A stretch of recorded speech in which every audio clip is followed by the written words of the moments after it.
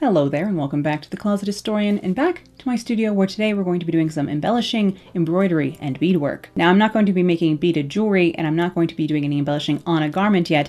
I'm sort of going to be doing something in between, and that is making another embroidered, sequined, beaded bug brooch to wear with my mandragora costume. Now I did make a black beaded cicada to wear with the cicada gown, and I was really pleased with how that came out. It's sort of my first experiment doing something like this. I do want to make this one on a slightly smaller scale just because I feel like the scale needs to be a little bit smaller for this particular costume, but maybe one day I'll make a giant moth brooch as well, because that's what I'm going to be jumping into today, making some emperor moths, embroidered, sequined, beaded emperor moth pins to wear both on the Mandragora day bodice version and with the evening bodice, and of course with 1940s suiting, sweaters, coats, what have you. Now these moths are a little bit more detailed than the black silhouette cicada I kind of just made a sooty, black, sparkly cicada, and I didn't have to focus very much on like anatomy or what the actual patterns of a particular cicada are. It's just a fantasy version, but for this I am trying to replicate at least a little bit or make something recognizable as an emperor moth. And of course the emperor moths look like this. This is the female emperor moth here.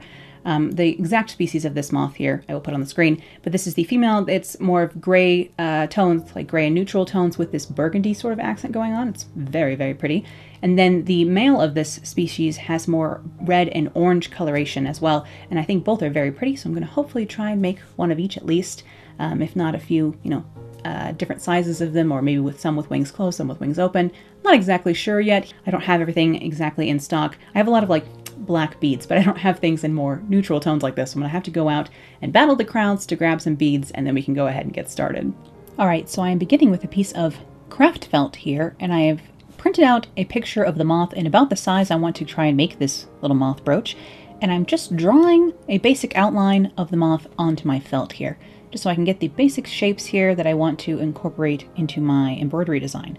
Now I'm going to be inspired by this moth, but I'm going to be making an interpretive, almost an impressionistic version of it in embroidery and beadwork.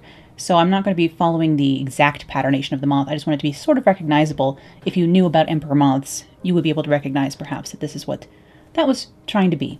Now over here on the beading mat, I have a velvet beading mat here. I have lots of embroidery thread in different colors that I think will be useful, and then I have lots of beads and sequins laid out that I think I might want to use for this. I kind of do this in a very intuitive, I mean, hopefully creative way, where I just have things sitting out and around that I can use. And we're going to be starting off with the little center moth body on this. I have a piece of just 6-strand embroidery thread here. This is just cotton, regular old DMC embroidery thread. This comes in 6 strands. There's 6 threads here that make up the yarn, as it were. And I'm going to be creating this little white, I guess, hat this little guy's wearing. His little hairdo here at the top. So I'm going to be using something called Turkish Rug Stitch or Turkey Stitch to fill in the body of my moth here, including this little white cap he's wearing. And so I'm taking the needle up from the bottom, creating a loop here. I'm holding on to that loop, like so. And then I will take another stitch to secure this little loop and hold it in place. So I'm going to take another stitch right over the start of that loop to secure it. And so I'm going to pull this stitch down tighter to secure that loop there. I'm not exactly sure how sturdy Turkey Stitch is if you were to pull on the threads, but basically we're creating almost like a tufted rug, only on a very small scale, or like velvet texture here. We're creating threads that are looped on the surface of the fabric, in this case, felt. And again, this isn't even wool felt, it's just acrylic craft felt from the craft store, very inexpensive material. And even the thread, you can get a pack of cotton thread. You could do this for quite inexpensive if you wanted to. So again, I'm taking another loop. I'm making it about the same length as the first one here. And then I'm going to secure that loop with another stitch. I'm just going to go all across his little crown here. Now, technically, I should be holding these loops, or holding my piece in the other direction, so that this fur that I'm kind of making points downward, but it's all right. In the end, this will have a furry little body and it will be cute. But you'll see kind of what I mean when I start brushing this fur later when I'm done making it. Although moths don't actually have fur. They're not hairs. They are modified scales. They just look fuzzy, Not that I know a ton about entomology. But now I'm going to fill in the rest of this, again, still with Turkey Stitch, but I'm using a rust-colored brown thread here, just because it just has that little stripe of white across the top of its head area. thorax. I don't know what the bug terms are. You know, it's middle. And so I'm going to fill in the rest of this with that same stitch, taking a loop, then taking a small stitch to secure it. And I'm going to go kind of in rows just to fill this in.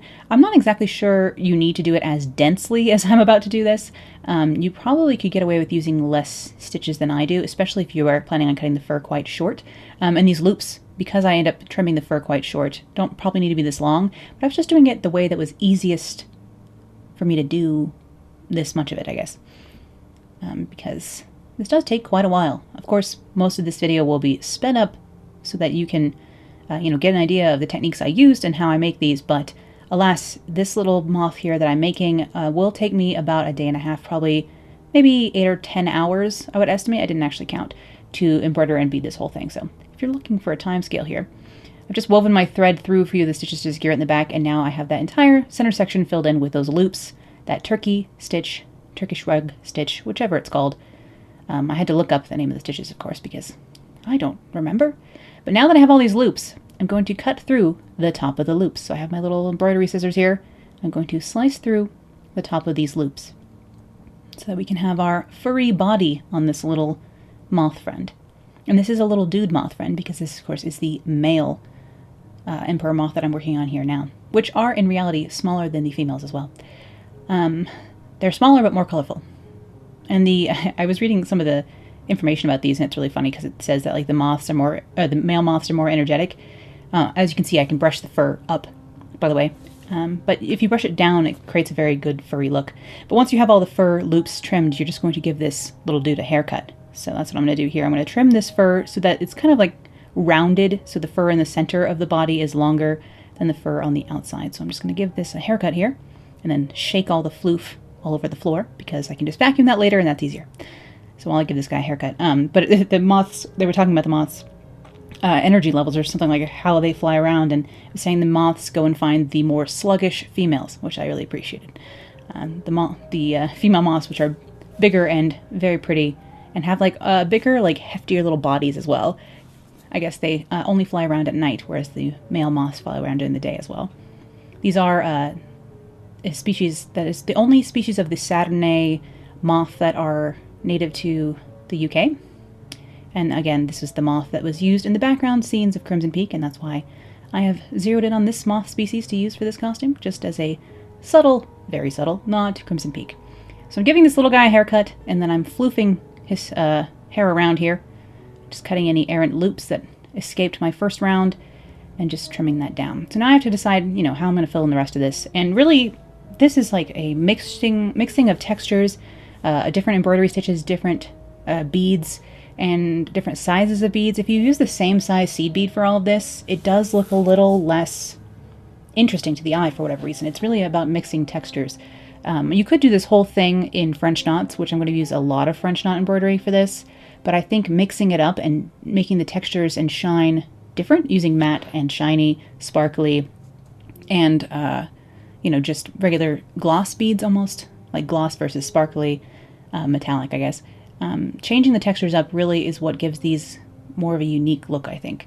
And of course, I recently invested in a couple of Trove Lore brooches. I will put that company name in the description below because some people were asking what I was saying.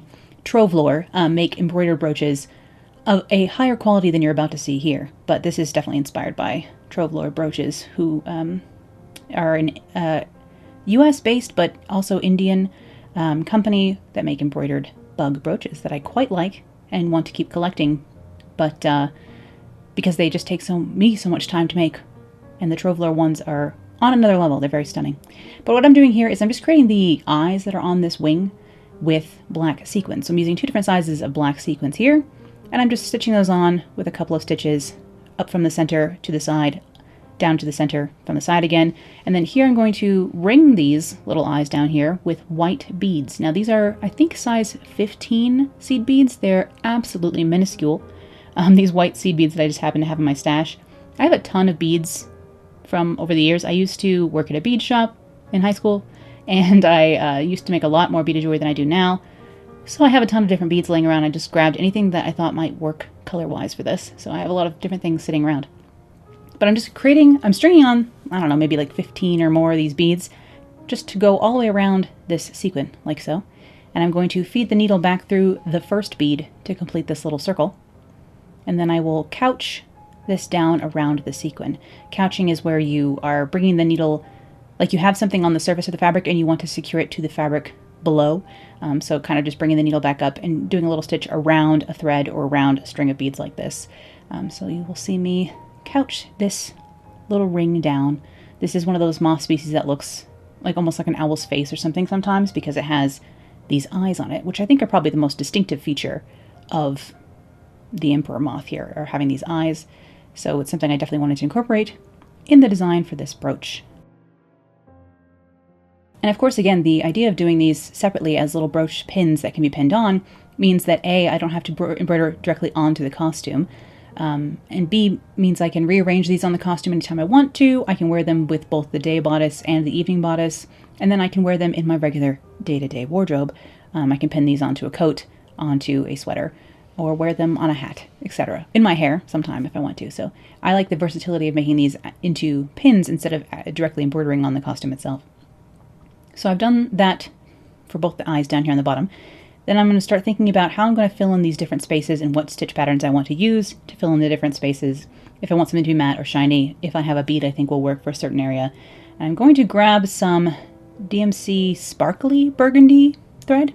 This just has a little bit of like mylar running through it. Very similar color to this plain, but I decided to go for the glitter version here, and I'm going to fill in the little spots closest to the body here. I don't think I replicated the shape of this very well, honestly, but I'm just refining that shape a little bit with a pen, just so I can give myself a bit of a guide. Probably should have used a red pen for that, but you know, it'll be fine in the end. Everything gets covered. All the sketch work gets covered. So I'm just going to do this with long stitches to cover this area. So I'm just making long stitches to cover this. Anytime there's a gap, I'll just fill it in. If I need a short stitch somewhere, I'll put it in there. It doesn't really matter. I'm not using long and short stitch or like silk shading kind of stitches here. I'm just throwing in some long stitches to fill in this area. There are, you know, types of embroidery that are almost called, I think they're called thread painting, where you really are using thread almost like an impressionist painter would use color to create almost photorealistic embroidery. It is certainly possible, but that's not exactly the look I'm going for here. I am going for something a little bit more abstracted and I guess crafty looking almost. So it saves me time also, of course, because to do that photorealistic silk embroidery would be intense. And this already takes, again, like I said, 10 hours to make one of these, so I cannot even imagine.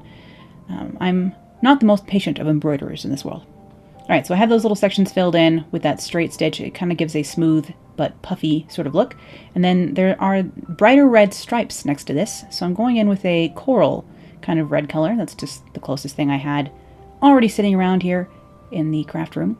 So again, I'm just doing slightly shorter, but just, again, stitches that are, I guess it's kind of like satin stitch right up next to each other to fill in that little stripe there. And then there's a white stripe in between these two. And for the white stripe, I'm going to use these absolutely minuscule, tiny, I think they're 2.5 millimeter sequins, or their size 2.5, something like that. And so I've got a beading needle with a bit of red thread here. I just have the thread doubled, and I'm actually going to grab 2 of these just to add a little bit more texture and a little bit more of a scaly texture, because of course all the moth wing is covered in scales, is what's creating the pattern on that. So I'm just putting the needle right back down kind of where I picked it up so that this stands up a little bit from the brooch, and I can like flip them down to one side or flip them down to the other side. Sometimes you see sequins sewn on this way where they are like the stitch is not very wide, so because the needle goes back down almost exactly where you picked it up, this sequin will stand up. And of course I'm exaggerating that by using 2 sequins instead of 1, so it's even more textured as opposed to flat. A little bit more 3D here for this element, but I just wanted a very fine and yet different white stripe here in between these 2 sections of color for my moth wing. So I'm just going to do that all along the lane here in between these 2 colors, and then I will of course replicate that same effect onto the other side as well here. These are absolutely tiny, tiny sequins. To fill in anything with those would take about 1,000,000 years. Now we are going to start doing my French knots, as I was mentioning earlier I was going to include here.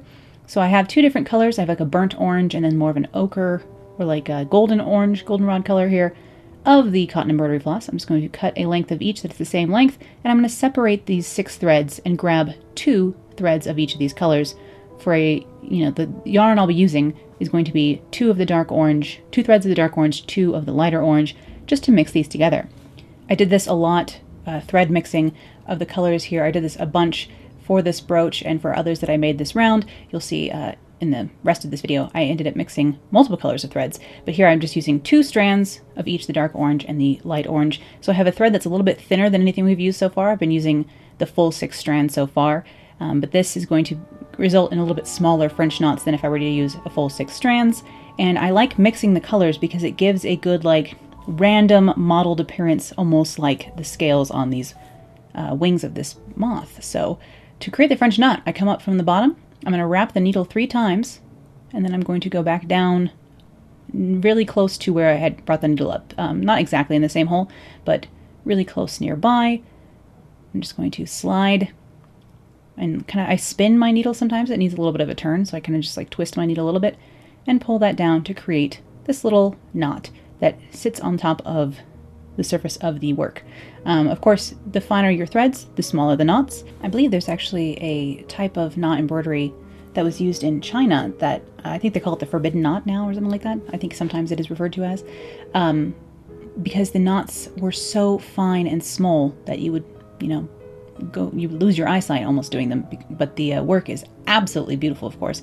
The quality of shading that's possible with tiny, tiny French knots like this is amazing, but I'm using rather large French knots for this project. If you look at, for example, those Trove Lore brooches, they have much finer and smaller French knots and embroidery stitches in general on their brooches, but I'm using a larger scale, here to be able to do that. If they're using Legos, I'm using those like Duplo blocks, like the big ones. But a similar effect can be created, and most of this space here I'm going to fill in with these French knots. So again, I'm just wrapping the needle 3 times and putting it back down through the surface of the fabric here. These are called French knots if you want to look up a proper embroidery person to teach you.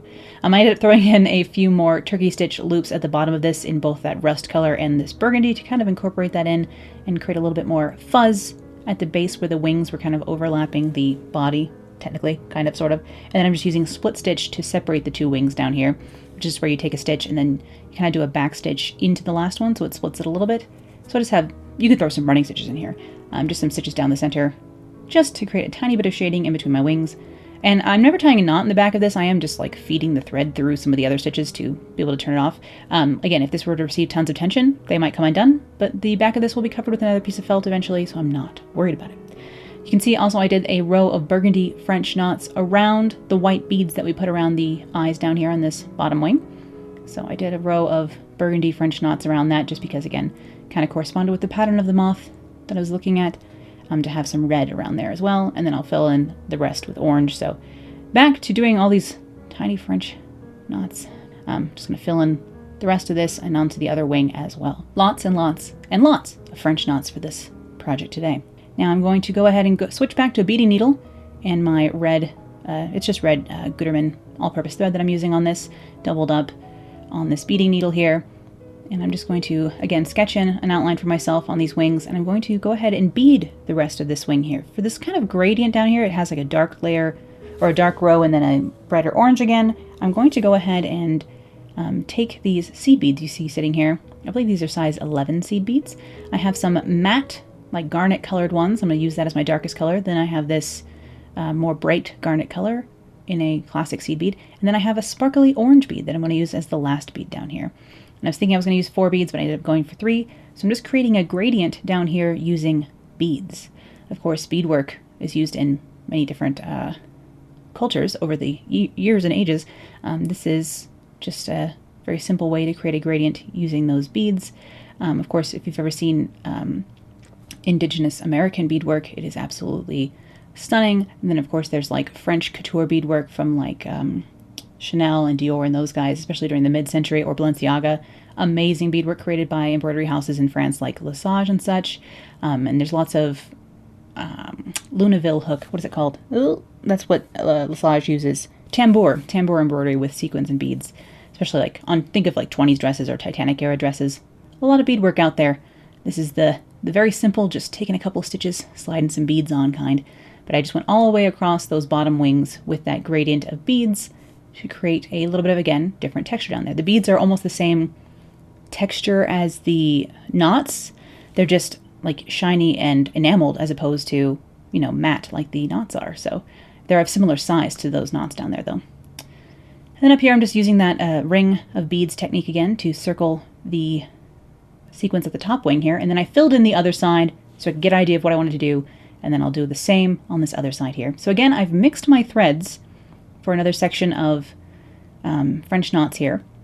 I just really thought that the mixing of the threads helped with that random scale look like the wings have. So here I have 2 strands of coral, 2 strands of ivory, and 2 strands of burgundy all mixed together, and I'll kind of swirl those around, and I will use that to fill in one of the sections down here. So this section here, right here below, like above the bottom wing, between that and the sequin up here, I'm just going to fill in this entire little area here with this color of French knot. And then you can see I've used white or like an ivory color to fill in the other section right above this. But again, we're back to doing our French knots. It was a lot of time spent making French knots this day for me, all right? This one took about a day and a half, like I've said. So I think this was day 2 here.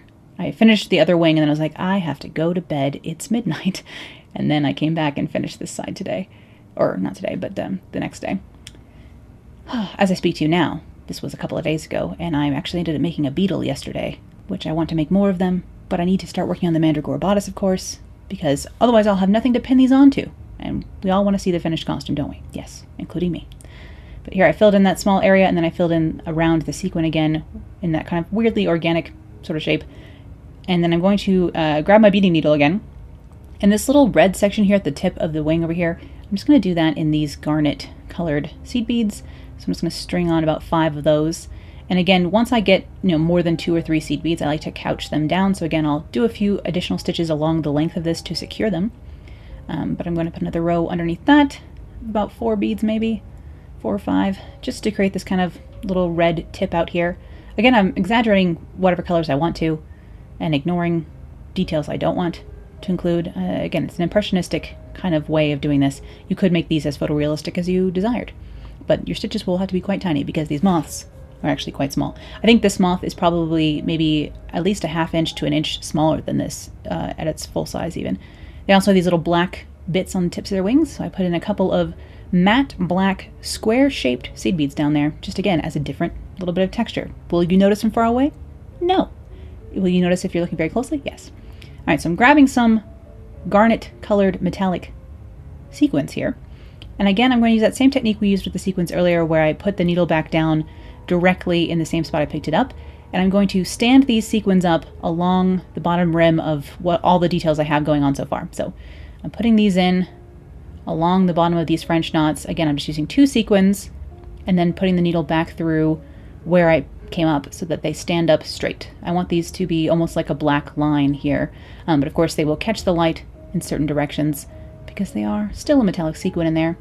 But they are, again, just adding texture more than adding shine or sparkle at this point with this particular line of sequins. And then below this line of sequins, I will go ahead and put another row of French knots with a burgundy and brown mix of threads. You can see here kind of the colors I had going on for that.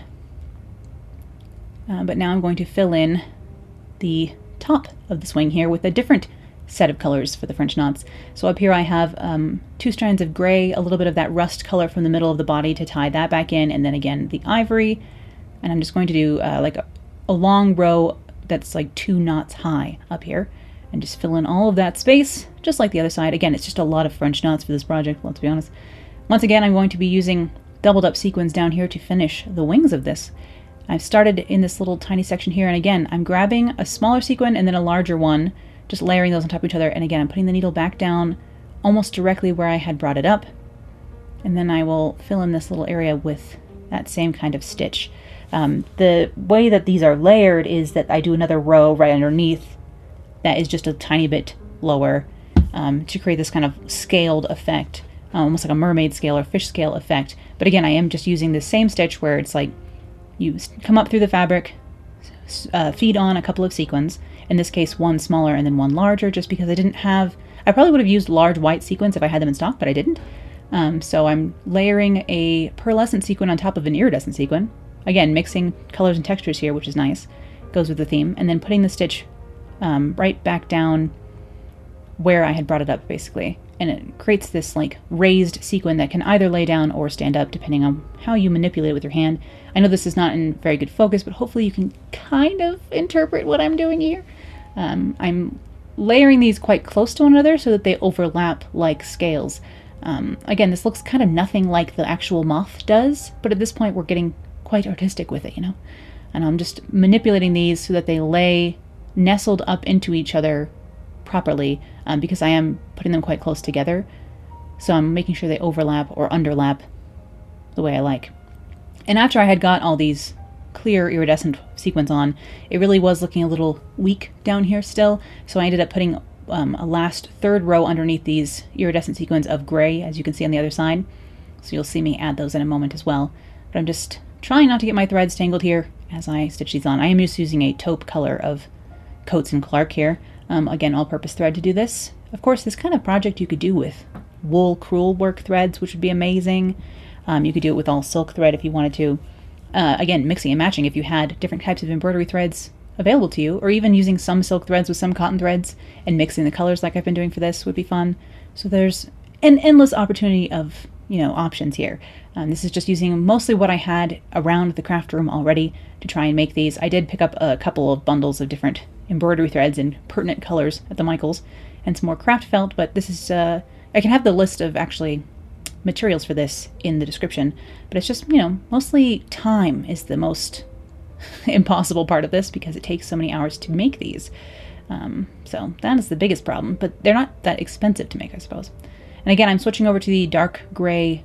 They're like a satin finish sequin. They're not a full shine or full metallic sequin. They are kind of a satin finish. Again, I will link also to my favorite sequin supplier, Cartwright's Sequins. And if you like sequins, beadwork, or anything like this, or embroidery, you are about to be pretty screwed if you've never been over there before, because sequins, as you can imagine, being little pieces of plastic, are not very expensive, and they have every color and like texture and size available over there, and it's just a righteous fun time ordering from them. Get yourself some new, more like pill boxes and little separators, because you're going to want a bunch of different options, especially to make things like this, because having a lot of little options around is nice, and you don't need that many for this. Of course, you know, I'm only using, I don't know, maybe a couple dozen sequins on this. It's mostly embroidery threads. If I had, you know, orange sequins available or different colors in stock, then this may have come out looking differently, but with what I had and with the materials I had and the picture I was referencing, this is what I came up with to try and create an impressionistic version of this moth.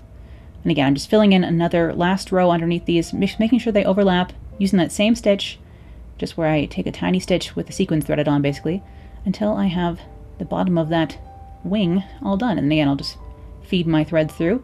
One last little haircut for this buddy, you know, just getting his body hairs to lay nicely. Every once in a while, you'll notice like a long hair out of place there. Trim it down. So now that I have this, I'm just, you know, making final adjustments kind of, and I just noticed, referencing my picture, that these wings didn't, like the orange part of the wing didn't come up high enough on the body, so I'm adding a few more French knots on top of that burgundy glitter stitching I did early on, just to make these wings come up a little bit higher, close to the body like this. So I'm just layering those French knots on top to try and get a better balance, I guess, for this bottom wing. So I'm liking how that looks a little bit better now. Now I need to, you know, kind of cut this out of its ground here. You can cut them out to begin with if you want to, but I just think it's nice to have a little bit of space to work. So I leave them on a rectangle like this. So I'm going to cut up to the edge of the work here. Don't get too close, because you will be able to manipulate the felt a little bit anyway, so it's better just to leave a little bit too much room almost, and make sure you don't cut any of your stitches. But I'm cutting these into little tabs. Just like I have to clip a corner when I'm sewing, I have to clip the corners of, or the curves of this, in order for this to fold onto the inside easily. I am sorry about the amount of that this ends up being done off camera. Of course, I don't notice what I'm doing. But then I just start folding those tabs underneath the work of the embroidery here, putting in little slashes, or, you know, removing triangles wherever I need to in order for it to lay quite smooth. And I'm just pinning that in place. And then I'm going to put in some really rough whip stitches in here to hold those tabs down to the inside. All this is going to be covered up later. All the work is going to be covered up later. That's why, again, I wasn't paying crazy attention to making sure everything was tied off on the inside, because it's going to be completely covered up in a moment here. But I'm just putting in some loose stitches. Again, I just have this on a beading needle, actually, because it gives me a lot of because the beetle is so... the beetle. The beading needle. The beetle, you know, the beading needle. Well, there's a new one. Now we have a slang term for beading needles. The beetle is just so flexible that I can bend it around in little curves and things like that if I need to, which is really useful for something like this where I'm working on something quite 3D. But I do end up with a lot of bent beading needles, or as we'll now call them, beetles. I'm actually going to layer in a tiny piece of hat canvas or buckram inside of here as well. You could use a tiny piece of cardboard, honestly. You could use like a regular piece of canvas fabric, anything. Another piece of felt even would be fine. But I'm just using that to secure a little like base inside of here over that. And then I will go ahead and stitch all the way through to the outside and have tiny stitches that are like hidden in the embroidery work to stitch on the pin back. And I only had 1-inch wide pin backs. That's all I could find on the day, which is unfortunate. But I just stitched on a pin back directly through the whole thing to really secure that on there on the back of this. And then I'm going to grab more of my taupe thread and we will finally clean up the back, because right now it's very messy looking, but we're nearly there. At this point you could not like line the piece if you wanted to, but come on. This is actually the most satisfying part, honestly, is like putting on the last back piece of felt to really finish it off and make it feel a little bit more professional. If I had tiny, tiny Closet Historian labels, I would totally sew one on the inside of these. On the Trove Lore brooches, they do have a tiny label on the inside, and I imagine that's very satisfying to sew that on once you're done. But here is the back so far here.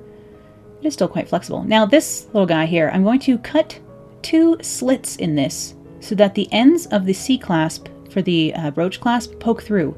So I'm going to mark where those C-clasps need to be, and then I'm going to cut tiny little slits in this piece of felt with my tiny embroidery scissors here. So I'm just not even going to cut out like a circle. I'm just cutting out a little slit so we can slide. It's almost like doing a busk for a corset if you've ever done that. If you have no idea what I'm talking about, then you're like really confused. But if you do know, then you know. But I'm going to open the C-clasp here, and then I'm going to slide those slits on over each side. So there's the pin side of the clasp, and then the other side is just kind of like a base. You can just slide those through so that it looks really clean and pretty on the other side now. It looks so profesh this way, I think. Nice. Now this little moth backing is a little bit bigger than the rest of the moth, so I will have to trim it down in some areas. But I'm just going to go around the edges of this and carefully do a blanket stitch to secure this piece of felt to the original piece of felt along the edges. Mostly this cannot be seen from the outside if you're doing it finely. So, I mean, do take your time. But because the felt is so malleable, it's like a non-woven fabric, you know, it's just stuffing that's made into a flat sheet, really. So you can squeeze it into a little tight rim around here. It's quite nice. Of course, if the color of your felt matches the color of your beadwork, you really can't see this kind of thing at all. Like if I was using, like on the cicada, I used black felt and black beads and black thread, so really none of this can be seen. But I do try and keep my stitches quite consistent here in size, so that as I go around with this blanket stitch, I can secure everything together, and that's like kind of almost the final step here. I did remember about halfway through this that I wanted to do the antenna before I did this, but it was too late, so you'll see how I added the antenna in as an afterthought, unfortunately. Oops, I should have done that before this so I could secure the antenna on the inside, but oh well. I'm just making a little H out of wire and securing some beads on that. Here, I don't really know how to explain how I did this, but just like beading a little bit of wire, and you can see it's kind of an H shape here. It's because the thread is doubled up in the antenna itself, and then that kind of creates this little H that I can go ahead and put on the inside of here. So you can see, if I didn't put the backing on first, I could have just sewn that down to the backing and then covered it up. So I have these little prongs on this little H that I just kind of shoved in here behind its head and shoved between the layers, kind of threaded that down in there. And then because I have that bar of the H in between, which my little dude's hair is getting stuck in right now, I can just secure that flat area along the top underneath his head right here with a couple of stitches, and then my little antenna will be held in there. It's funny, the male have actually almost like pipe cleaner looking frilly antenna with like I guess pronged antenna, I don't know what they're called, but they have like little hairs on their antenna, whereas the females have much shorter little antenna. Hopefully you know what I mean. But here's my finished male emperor moth brooch. Looks like this on the back, looks like this on the front. I'm actually super happy with this. I think it's super cute. I can't wait to wear it. This one is actually a nice size. The other one I made came out a little on the large side, and of course, because of that, it took me even more time.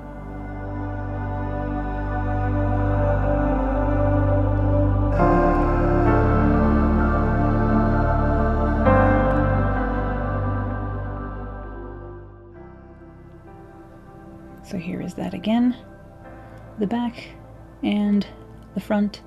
Over here on the, fun decorated part of my office. The part where people ask me, how do you dust that? And I just think, I do not dust.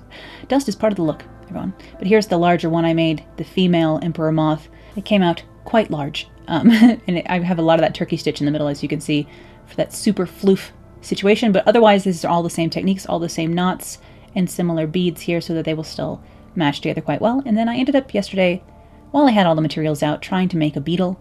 And so here's my green sort of jewel beetle that I made as well. If you would like a separate beetle video, do let me know. I would be happy to make more of these and have an excuse to. Thank you so much for putting up with a more crafty video and for your support here on the channel. I look forward to finishing up the mandragora gown with you soon, and I'll see you all then. Bye!